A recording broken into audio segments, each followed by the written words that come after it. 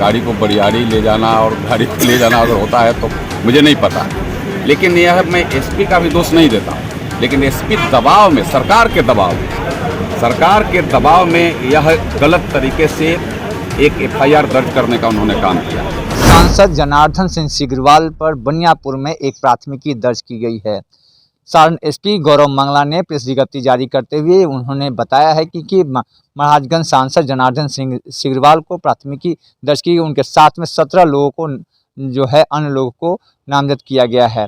बताया जाता है कि पूरा मामला जो है कि विसर्जन के दौरान में कुछ लोगों के द्वारा विसर्जन किया जा रहा था, जिस पर प्रशासन जो वहां पर उनको रोका और उनके आदेश को मांगा गया, जिसमें से वो बिना आदेश के ही, बिना लाइसेंस के, बिना डीजे का आदेश के बिना ही वहां पर ध्वनि पर विसारित किया जा रहा था, जिसको लेकर के जब उनके पास किसी प्रकार का कागज नहीं पाया, प्रशासन ने 2 गाड़ियां को जब्त कर लिया, जिसमें 2 ट्रैक्टर पर डीजे बंधा हुआ था और उसे जब्त करके थाने लेके चली आई। फिलहाल जो है वहाँ पर थाना अध्यक्ष वहाँ पर वर्तमान समय में नहीं थे। थाना अध्यक्ष ने विधि व्यवस्था को लेकर अपने दल बल के साथ में भ्रमण में निकले हुए थे।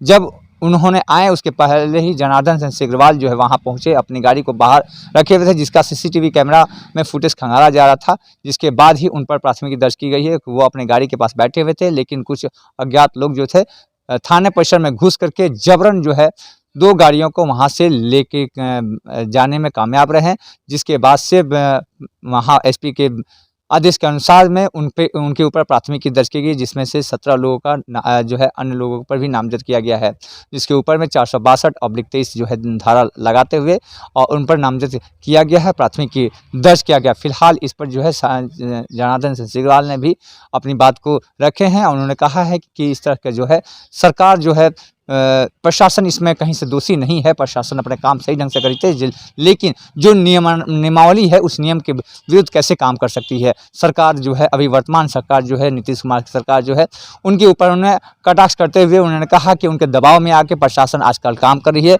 वो मजबूर है और उनकी जिसकी सरकार के आगे वो झुकने के लिए मजबूर है, जिसके कारण ही आज वो इस तरह की हरकत किया है और बाकायदा प्राथमिकी दर्ज की गई है। कल एफआईआर हुई है विसर्जन के दौरान किसी हादसे को लेकर, क्या कहेंगे? देखिए, मैं तो पहले व्यक्तिगत मैं बताऊं कि हम सब लोग कानून और संविधान के पालन करने वाले हैं, 100% पालन करने वाले हैं। और कल की जो हादसा है मैं इसके बारे में बताऊं कि परसों वहाँ का थाना प्रभारी ने बॉन्ड बना करके उस गाड़ी को रिलीज़ किया, और बॉन्ड बना करके भी छोड़ना, अगर गाड़ी को बरियारी ले जाना और गाड़ी को ले जाना अगर होता है तो मुझे नहीं पता, लेकिन यह मैं एसपी का भी दोष नहीं देता, लेकिन एसपी दबाव में, सरकार के दबाव में यह गलत तरीके से एक एफआईआर दर्ज करने का उन्होंने काम किया। सरकार के दबाव से इतने अधिकारियों को दबना भी नहीं चाहिए। नियम और कानून कुछ होता है, उस नियम और कानून को भी देखना चाहिए। और यह सरकार इस तरीक़ा से बौखलाई हुई है। एक तो हम सब यह लिमिट है कि ठीक है, आप जिस गाड़ी की बात कर रहे हैं उस गाड़ी पर तो मैंने पता लगाया उस पर कोई खाली साउंड बॉक्स और चोंगा रखा हुआ था।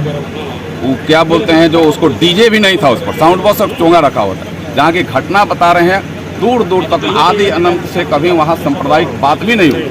उस गांव में भी उस समाज के लोग नहीं, और एक हमारे बैठा समाज के तो उस जुलूस में थे। हमने पूरा उसका तहकीकात किया तो उस जुलूस में वो भी थे, तो कहीं उसकी भी कोई उसकी ऐसी नहीं है, दूर दूर तक नहीं है। या किसी के दबाव में गाड़ी भी थाना पर लाया गया और अपने स्तर से छोड़ने के बाद किसी के दबाव में फिर वो सरकार के दबाव में एफआईआर भी, और सरकार तो मुझे जान से ही मार देना चाहती थी।